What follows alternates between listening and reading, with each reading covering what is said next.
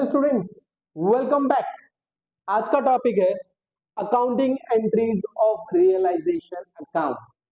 ठीक है, शुरू करते हैं फटाफट। चलो fast, just open your notebook quick. Accounting कैसे करनी है?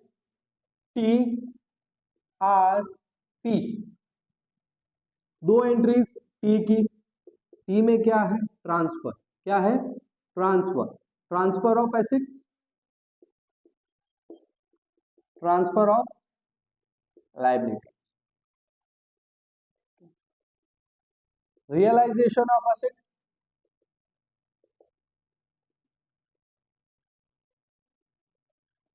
दो पेमेंट की। किस किस की?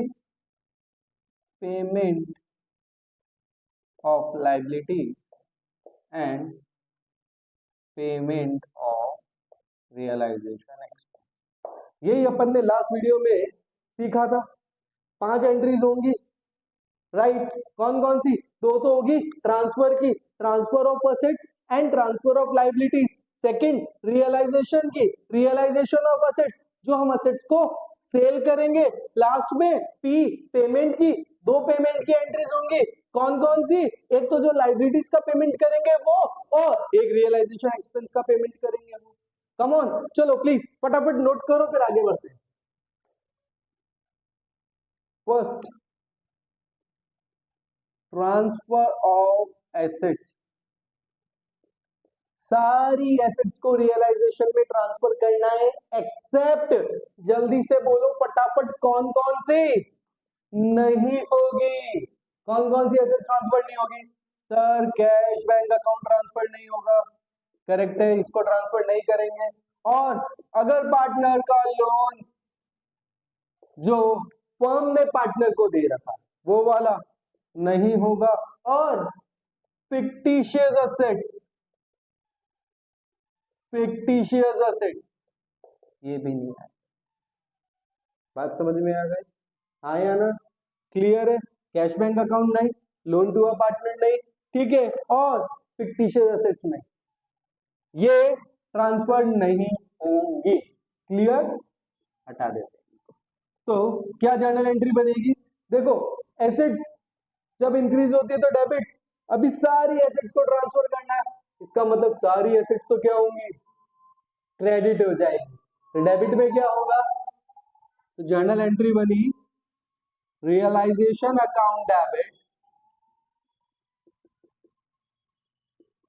To assets. क्लियर? आपको यहाँ पर इंडिविजुअली एसेट्स का नाम लिखना पड़ेगा। To land account, to machinery account, to building account, to debtors account, to investment account. ठीक है ना? ये अपन क्वेश्चन करेंगे और समझ में आएगा। Transfer of assets except cash bank account, loan to a partner, firm ने लोन दे रखा है पार्टनर को। क्लियर? और तीसरा फिक्टिशियस एसेट। क्लियर? चलो नोट करो ये, फिर आगे बढ़ते। सेकंड पॉइंट क्या बताया था? अकाउंटिंग एंट्रीज टीआरपी, दो ट्रांसफर की, एक रियलाइजेशन ऑफ असेट्स की और दो पेमेंट। तो ट्रांसफर ऑफ असेट्स तो हो गया, ट्रांसफर ऑफ लायबिलिटी।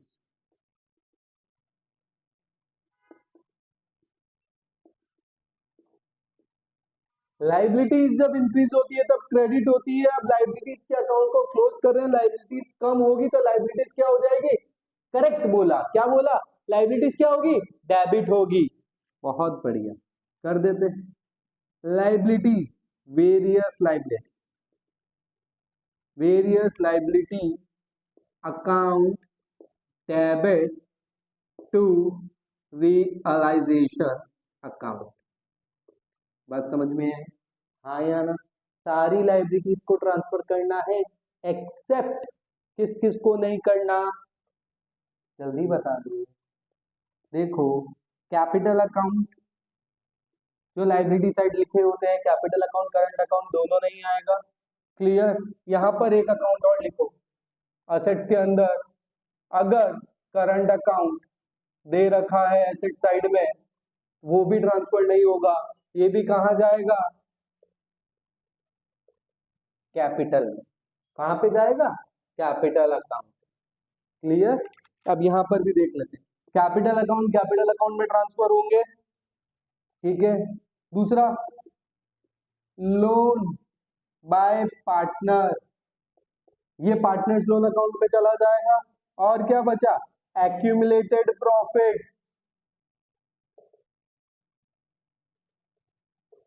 ये भी कहाँ डिस्ट्रीब्यूट हो जाएंगे, पार्टनर्स में डिस्ट्रीब्यूट हो जाएंगे, पार्टनर्स कैपिटल अकाउंट में चले जाएंगे। और पार्टनर्स करंट अकाउंट, क्लियर।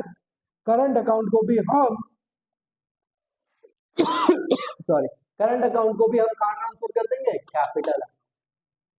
बात समझ में आ गई, हाँ या ना, क्लियर। तो यहाँ पर भी चार चीजें, यहाँ पर भी चार चीजें जो रियलाइजेशन में ट्रांसफर नहीं होगी, क्लियर। बात समझ में आ गई, हाँ या ना। अब यहाँ पर लिख देते हैं हम नरेशन। नरेशन क्या हो जाएगा, यहाँ पर नरेशन क्या हुआ, assets account close by transferring to realisation account, यहाँ पर हो जाएगा liabilities account close by transferring, ठीक है, मैंने शॉर्ट में लिखा है टी स्लैश एफ करके, ट्रांसफरिंग टू रियलाइजेशन। बात समझ में आ गई, हाँ या ना, क्लियर है। हमारी दोनों ट्रांसफर की एंट्रीज हो गई, ट्रांसफर ऑफ असेट्स और ट्रांसफर ऑफ लायबिलिटी। रटने की जरूरत नहीं है, लॉजिक लगाओ, फिर रिपीट कर देता हूँ। एसेट्स जब इंक्रीज होती है तो डेबिट होती है, अभी हमें एसेट्स को क्लोज करना है। अगर एसेट्स को क्लोज करना मतलब एसेट्स कम हो रही है, अगर एसेट्स कम हो रही है इसका मतलब वो क्रेडिट होगी, तो जर्नल एंट्री बनती है realisation account debit to assets account, clear. बात समझ में आई। उसी तरीके से लाइबिलिटीज जब इंक्रीज होती है तो क्रेडिट होती है, अभी हमें लाइबिलिटीज को क्लोज करना है, मतलब लाइबिलिटीज कम हो रही है, लाइबिलिटीज कम हो रही है मतलब क्या होगा, लाइबिलिटीज डेबिट होगी, तो एंट्री क्या हो जाएगी, various liabilities account debit to realisation account, clear. समझ में आ गई बात, चलो नोट करो फटाफट जल्दी। Third, realisation of assets.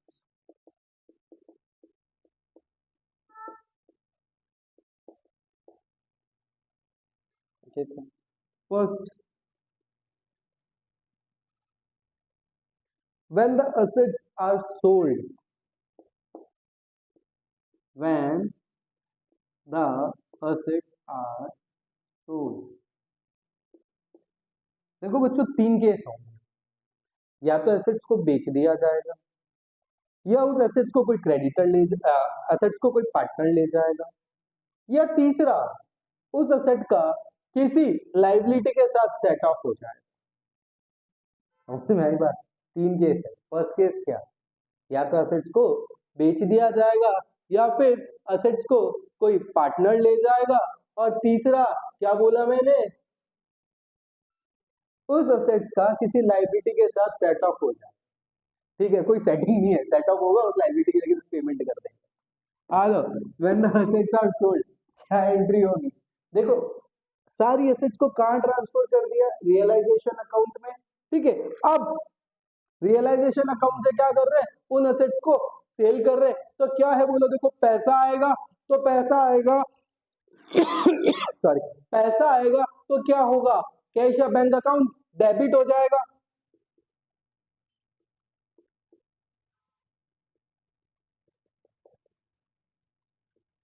To realisation account. Asset का नाम नहीं लिखना है, क्योंकि सारी एसेट्स कहां ट्रांसफर कर चुके हैं हम, सारी एसेट्स को तो क्लोज कर चुके हैं ना, किसको दे चुके, किस अकाउंट में ट्रांसफर कर चुके, रियलाइजेशन अकाउंट में। तो क्या एंट्री हो जाएगी, bank account debit to realisation account. बात समझ में आई। Second, when the assets are taken by partner, कोई पार्टनर एसेट को ले गया, देखो पार्टनर भी तो फर्म की लाइबिलिटी है, इंटरनल लाइबिलिटी, उसने जो कैपिटल लगा रखी है कैपिटल फर्म की इंटरनल लाइबिलिटी है। अब उसके अगेंस्ट में हमने पार्टनर को बोला भाई कैश नहीं तो एक काम कर, ये कंप्यूटर ले जा, ये कार ले जा, कोई ना कोई एसेट हमने उसको दे दी, तो देखो क्या होगा, हमारी लाइबिलिटी कम हो रही है, अगर लाइबिलिटी कम होती है तो क्या होता है, डेबिट होता है, तो एंट्री हो जाएगी partners capital account, partners capital account debit to realisation account. क्या सर इसमें कोई करंट अकाउंट का चक्कर पड़ता है क्या? देखो बेटा, इसमें कहीं कोई करंट अकाउंट नहीं आता, सब कुछ कैपिटल अकाउंट से ही होता है। क्यों? क्योंकि अब हम क्लोज कर रहे हैं। समझ गए ना? पहले के दो केस आप लोगों ने नोट कर लिए ना। थर्ड केस क्या बोलता है? थर्ड केस ये बोलता है, बोले अगर आपने एक असेट क्रेडिटर को दे दी, क्रेडिटर पेमेंट मांगता था, आपने उसको पेमेंट कैश में नहीं किया, क्या किया? एसेट दे दी। तो याद रखना, अगर ऐसा कोई केस होता है, when an asset is set off against liability, then no entry. Clear? चलो फटाफट तीनों पॉइंट्स नोट करो जल्दी। ना एसेट्स ट्रांसफर भी कर ली, एसेट्स को हमने अमाउंट भी रियलाइज कर लिया। अब किसकी बारी? लाइबिलिटीज की बारी। लाइबिलिटीज को हम ट्रांसफर तो कर चुके हैं, पर अब लाइबिलिटीज का पेमेंट भी तो करना पड़ेगा, तो कर देते हैं। अगर लाइबिलिटीज का पेमेंट करेंगे तो पैसा आएगा कि जाएगा? डेफिनेटली जाएगा। अगर कैश जाता है, कैश कम होता है, तो क्या होता है? क्रेडिट होता है। क्यों? क्योंकि कैश असेट है। करेक्ट बात है। तो टू कैश और bank account.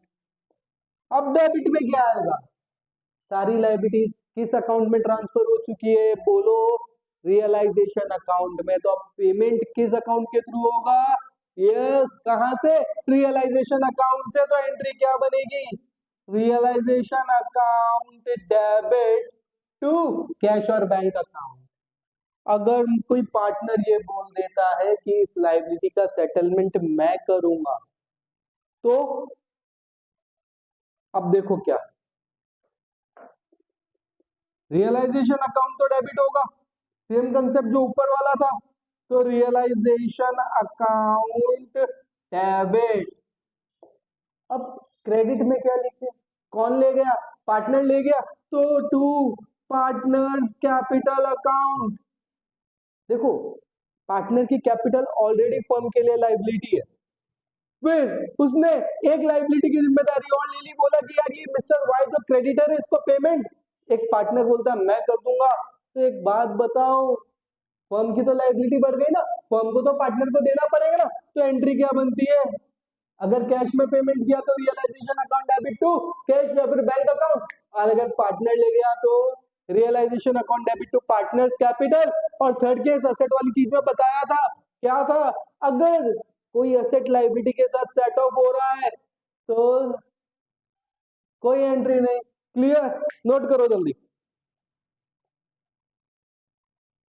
Last topic, payment of realisation expense. आज का last, payment of realisation expense. बच्चे घबराते हैं इस टॉपिक से, और बाकी बता रहा हूँ, बहुत इजी टॉपिक है, कंसेप्ट समझो है क्या। ठीक है? जिसको बियर करना है वही भुगते, जिसने जिम्मेदारी ली रियलाइजेशन एक्सपेंस की, ठीक है, वही पेमेंट करेगा। देखो क्या है, bond and also paid by firm, मतलब realization expense bond by firm and paid by firm. Simple. Realization account debit to bank या कैश अकाउंट। ठीक है? या तो पार्टनर जिम्मेदारी लेगा या फर्म जिम्मेदारी लेगा। ठीक है? Next, bond by the firm and paid bye partner. किसकी जिम्मेदारी थी? देखो, किसको बियर करना था ये एक्सपेंस?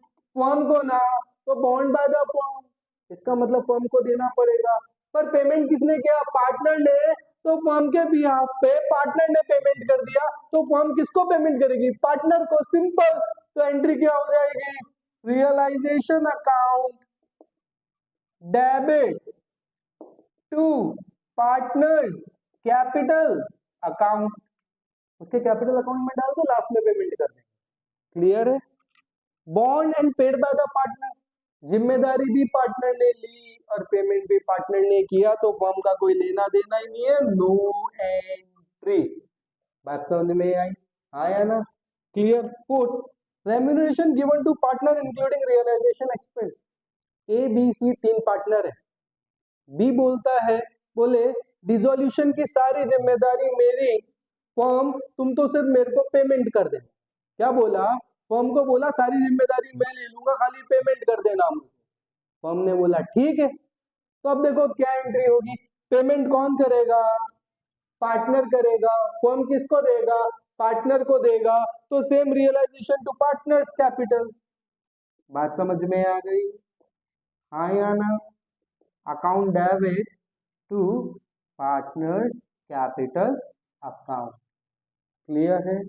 लास्ट पॉइंट क्या बोलता है, bond by partner paid by firm, जिम्मेदारी पार्टनर की, पेमेंट कर दिया फर्म ने, तो क्या, तो फर्म के पास से तो पैसा गया, क्लियर। तो फर्म क्या मान लेगी, बोले हम ये मान लेते हैं कि हमने एक तरीके से पार्टनर को ही पेमेंट कर, क्योंकि पेमेंट किसको करना था, पार्टनर को। पेमेंट कर किसने दिया, फर्म ने।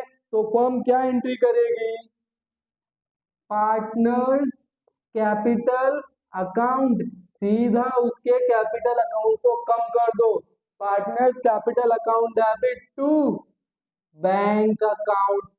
बोलो बात समझ में आई, आया ना।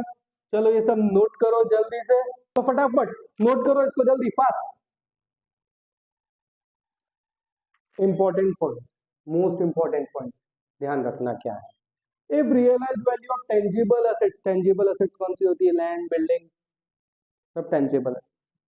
अगर इनकी रियलाइज वैल्यू क्वेश्चन में नहीं गिवन है तो क्या करोगे, तो बात समझना बच्चों, जितनी बुक वैल्यू है उतना हम अज्यूम कर लेंगे कि उतना अमाउंट रियलाइज हो। एग्जाम्पल के तौर पे बिल्डिंग की बुक वैल्यू है बुक्स ऑफ अकाउंट्स में 6 लाख रुपीज, और एडजस्टमेंट में कुछ नहीं दे रखा कि बिल्डिंग से कितना पैसा आया, तो हम क्या मानेंगे कि पूरे 6 लाख रुपीज आ गए, ये अज्यूम करना है। Second, if realise value of intangible asset, अगर इंटेंजिबल एसेट की वैल्यू नहीं दे रखी तो क्या करेंगे, तो इसका मतलब यहाँ ये मत कर लेना, जैसे एग्जांपल के तौर पे पेटेंट्स, क्या बोल रहा हूं मैं, पेटेंट्स दे रखे हैं 42,000 रुपीज के, और नीचे एडजस्टमेंट में कुछ नहीं लिखा, तो हमको क्या अज्यूम करना है, हमको ये मानना है कि पेटेंट्स अब वर्थलेस है, ठीक है, उनकी कोई वर्थ नहीं है, वो रियलाइज नहीं हुए, clear. If realized value of intangible asset is not given, the asset is to be shown as not having realized any amount. Clear? Third, liability के लिए अगर बैलेंस शीट में क्रेडिटर्स दे रखे हैं 70,000 रुपीज के और एडजस्टमेंट में कुछ नहीं दे रखा, तो जितनी भी लाइबिलिटीज है उतना हमको पूरा का पूरा पेमेंट करना पड़ेगा, क्लियर है, बात समझ में आ गई। Note it down. Come on, fast. Bye bye.